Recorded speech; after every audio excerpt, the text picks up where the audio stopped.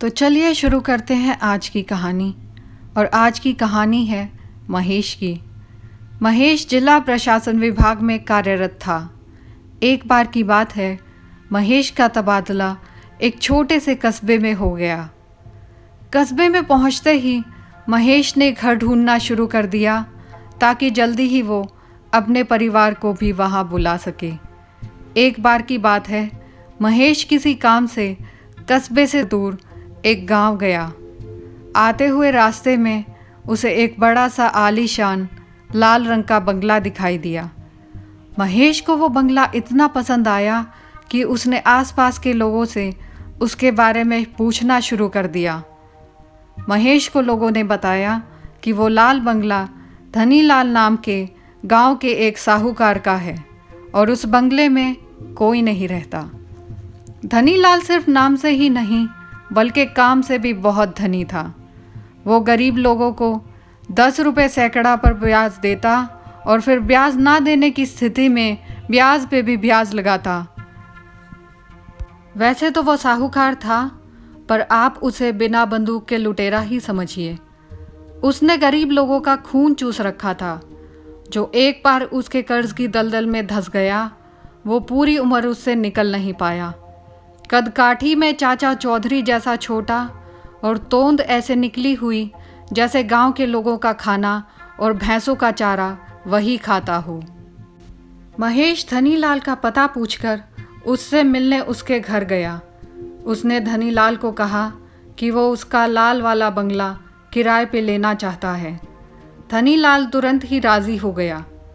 धनीलाल तभी के तभी महेश को लेकर लाल बंगला जाने के लिए निकला।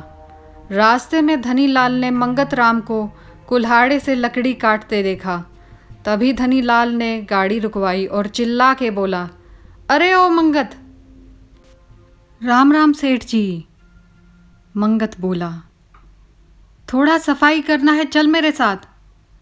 धनीलाल ने कहा, कहाँ करना है सफाई? मंगत राम ने पूछा। लाल बंगला पे, धनीलाल ने जवाब दिया। और इतना सुनते ही मंगत राम चुप हो गया और फिर हिचकिचाते हुए बोला, सेठ जी लकड़ी काटना है।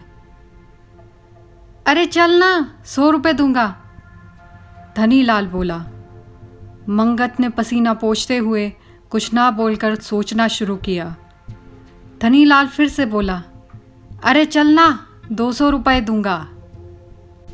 ठीक है, मंगत राम ने धीरे से जवाब दिया। और ऐसा बोलकर मंगत कुल्हाड़ा कंधे पर रखकर गाड़ी की ओर बढ़ने लगा। ये देखकर धनीलाल ने आवाज़ लगाई, अरे जड़बुद्धि, सफाई करने जाना है, आदमी काटने नहीं। इस कुल्हाड़े को यहीं छोड़ दे।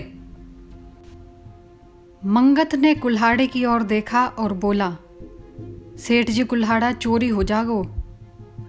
अरे सोने का ना है तेरा कुल्हाड़ा, कोई ना उठागो, धनीलाल बोला। मंगत राम ने कुल्हाड़ा वहीं एक पेड़ के नीचे रख दिया और गाड़ी में बैठ गया। थोड़ी देर में गाड़ी उस लाल बंगले के सामने जा रुकी। सारे रास्ते धनीलाल ने लाल बंगले का इतना गुणगान किया जैसे वो लाल बंगला नहीं बल्कि लंदन का बकिंघम पैलेस हो। वो लोग गाड़ी से उतरे और मुख्य दरवाजे के पास पहुँचे। मुख्य दरवाजे पर धूल मिट्टी की मोटी सी परत जमी थी। मंगत ने कांपते बूढ़े हाथों से दरवाजे को धक्का दिया। धनीलाल ने अपनी जेब टटोली और उसमें से एक चाबी निकाली। चाबी से ताला खोला और दरवाज़ा खोलने के लिए हाथ आगे बढ़ाया, पर दरवाज़ा नहीं खुला। सब ने दरवाज़ा खोलने की कोशिश की, पर दरवाज़ा नहीं खुला। काफ़ी देर मशक्क़त करने के बाद भी दरवाज़ा ना खुलने पर धनीलाल बोला, वो क्या है, बहुत समय से बंगला बंद पड़ा है ना, तो इसलिए दरवाज़ा जाम हो गया है। आप रुकिए, मैं और लोगों को लाता हूँ। ऐसा कहकर धनीलाल वहाँ से चला गया। कुछ देर बाद मंगत भी बंगले से निकलकर बाहर खड़ा हो गया। महेश भी थोड़ी देर के बाद मंगत राम के पास जाके खड़ा हो गया। बाबूजी नए हो आप यहाँ? मंगत राम ने पूछा। महेश ने हामी में जवाब दिया। मंगत राम कुछ बोलने को हुआ पर फिर रुक गया। फिर थोड़ा सोचकर बोला, बाबूजी अगर बुरा ना मानो तो। इतना बोल के मंगत फिर चुप हो गया। हाँ बोलो, महेश बोला। क्या मैं बीड़ी पी लूं? मंगत ने पूछा। हाँ पी लो, महेश ने जवाब दिया। मंगत ने अपने कुर्ते की जेब से बीड़ी निकाली और माचिस की तीली से बीड़ी सुलगाकर पीने लगा। मंगत फिर से सोचते हुए अपने चेहरे पर बड़े गंभीर भाव लाकर बोला, छोटा मुंह बड़ी बात। बाबूजी अगर बुरा ना मानो तो एक बात कहें? हाँ हाँ बोलो, महेश ने जवाब दिया। मंगत ने फिर से बीड़ी का सुट्टा लगाया और बोला, हो सके तो आप अपने रहने का बंदोबस्त कहीं और कर लो, ये जगह ठीक नहीं है। ठीक नहीं है मतलब? महेश ने पूछा। मंगत ने फिर से बीड़ी का सुट्टा लगाया और बोला, बाबूजी ये जगह शापित है, तभी तो धनीराम यहाँ ना रहता। लोग कहते हैं। इससे पहले मंगत बात पूरी करता, धनीलाल वहाँ आ गया और उसकी बात को काटते हुए बोला, क्यों रे मंगत, ये क्या उल्टी सीधी पट्टी पढ़ा रहे तू साहब को? मंगत बोला, अरे नाराज क्यों हो रहे हो सेठ जी, हम तो वही कहे जो सब कहत रहे।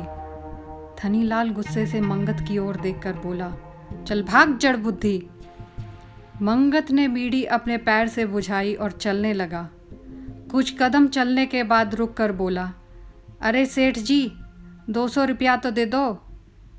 जाता है कि जूता खाएगा? धनीलाल बोला। ये सुन के मंगत ने जवाब दिया, तुम्हारी इसी आदत के कारण ना, तुमको गांव तो क्या पूरे ब्रह्मांड में कोई पसंद ना करता। गरीबों का खून चूस के पीसा तो जोड़ लियो, पर याद रखियो नरक में यह पीसा काम ना आगो। इतना सुनते ही धनीलाल ने जूता उतारा और मंगत की तरफ भागा। मंगत तेजी से वहां से निकल गया। धनीलाल ने जूता ज़मीन पर रखा और पहनते हुए बोला, अरे बाबूजी ये गांव के लोग भी ना बड़े अंधविश्वासी हैं। अनपढ़ लोगों को कोई काम तो है नहीं, बस कहानियां बनाते रहते हैं। अरे हम यहाँ यूँ ना रहते कि हमारा परिवार छोटा सा, कौन करेगा हर रोज इस बंगला का सफाई? धनीलाल ने अपनी तरफ से सफाई देते हुए कहा। धनीलाल अपने साथ 2 और लोगों को लाया था। जैसे ही वो लोग दरवाज़ा खोलने के लिए आगे बढ़े, उन्होंने देखा दरवाज़ा खुला हुआ है। अरे देखो बाबूजी, खुल गया दरवाज़ा, धनीलाल बोला और अपने साथ लाए लोगों को बंगले के अंदर सफाई करने भेज दिया। बंगले की चाबी महेश को देकर धनीलाल वहाँ से चला गया। सफाई करने आए लोग दिन ढलने पर बंगले से निकलकर इतनी तेज़ी से भागे जैसे उनके पीछे मधुमक्खी के छत्ते को छेड़ने के बाद मधुमक्खियाँ पड़ी हों। जाते जाते वो लोग महेश को बोले कि बाकी की सफाई वो कल करेंगे। उनके निकलते ही महेश ने भी बंगले को ताला लगाया और वापस उसी गेस्ट हाउस चला गया जहाँ वो कस्बे में रह रहा था। 1 हफ्ते बाद महेश की पत्नी और 2 बेटे कस्बे में आ गए। अगले ही दिन महेश ने सारा सामान लाल बंगले में शिफ्ट करवा दिया। बंगला देखकर महेश के बीवी बच्चे बहुत खुश थे। बस एक मुश्किल ये थी कि बंगले के आसपास कोई घर नहीं था। पहला दिन महेश और उसके परिवार ने क्या सामान कहाँ रखना है ये प्लान करने में निकाल दिया और रात को वो सब लोग थक हार के सो गए। आधी रात को किसी ने दरवाज़ा बहुत ज़ोर से खटखटाया। महेश उठा और जब तक दरवाजे की तरफ गया, फिर से दरवाज़ा खटखटाने की आवाज़ आई। महेश ने दरवाज़ा खोला पर वहाँ कोई नहीं था। वो बाहर निकला, इधर उधर देखा। जब उसे कोई दिखाई नहीं दिया, वो अंदर आ गया। उसने दरवाज़ा बंद किया। अभी लेटा ही था कि अचानक फिर से दरवाज़ा खटखटाने की आवाज़ आने लगी। महेश ने इस बार दरवाज़ा ना खोलने का निश्चय किया। थोड़ी देर बाद किसी ने दरवाजे पर पत्थर फेंका। अब महेश को यकीन हो गया कि ज़रूर कोई ना कोई यहाँ पे है। कुछ देर में दरवाजे पर जैसे पत्थरों की बारिश शुरू हो गई हो। ये सिलसिला घंटों चला और फिर बंद हो गया। महेश ने सुबह होते ही बाहर जाके देखा, दरवाजे के पास पत्थरों का। अगली रात फिर दरवाजे पर पत्थरों की बरसात होने लगी और फिर खिड़कियों का कांच टूट गया। अगले दिन महेश ने कांच ठीक करवाया और उसी रात फिर से वही पत्थरों की बारिश से कांच फिर से टूट गया। महेश जागा हुआ था। उसने अभी अभी जिस खिड़की का कांच टूटा था उस खिड़की से झांक के देखा और देखा कि बाहर घर में लगे एक पेड़ पर एक लाश लटकी हुई है। वो भागकर हाँफते हुए अपने बच्चों के कमरे में गया। सारी रात महेश ने अपने बच्चों को बाहों में भर के सुला के गुजारी। अगले दिन महेश घर के बाहर निकला तो भौचक्का रह गया। उस पेड़ पर कोई लाश नहीं थी। महेश ने बीती रात जो देखा था उसे अपने मन का वहम मानकर दरकिनार कर दिया, पर दरवाज़ों और खिड़कियों पर पत्थरों की बारिश अब भी बरकरार थी। महेश अपनी पत्नी को लेकर धनीलाल के घर किराया देने गया। उसने वहाँ सारी घटना बताई। धनीलाल की पत्नी बोली, मेरी माने तो आप लोग गांव के पंडित से मिल लो। इतना सुनते ही झल्लाते हुए धनीलाल बोला, अरे निर्बुद्धि, कभी तो बुद्धि का प्रयोग किया कर। पंडित कौन सा दारोगा है कि पत्थर मारने वाले दुष्टों को पकड़ लेगा। डांटते हुए धनीलाल ने अपनी पत्नी को रसोई में भेज दिया और बोला, साहब ये सब गांव के उत्पाती लोगों का काम होगा, ताकि आप लोग ये बंगला छोड़ दो। सब जलते हैं मुझसे। किसी की संपत्ति और संपन्नता देख के आजकल कोई खुश होता है भला? ढेर पड़ा था। धनीलाल के इतनी सफाई देने के बावजूद महेश को कुछ खटक रहा था। वो अगले दिन अपनी पत्नी के साथ गांव के पंडित के पास गया। तब पंडित ने बताया कि बहुत साल पहले जब धनीलाल उसी लाल बंगले में रहता था तो उसने अपने गांव के एक छोटे से किसान चरण को कुछ कर्ज दिया था। उस कर्ज को चरण समय पे नहीं चुका पाया।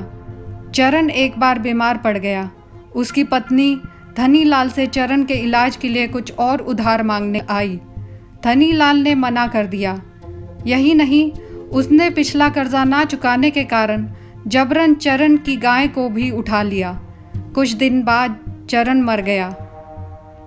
चरण की पत्नी रोते हुए धनीलाल के बंगले पे आई। उसने पत्थर मारने शुरू कर दिए और धनीलाल को श्राप दिया कि वो कभी उस बंगले में खुश नहीं रह पाएगा।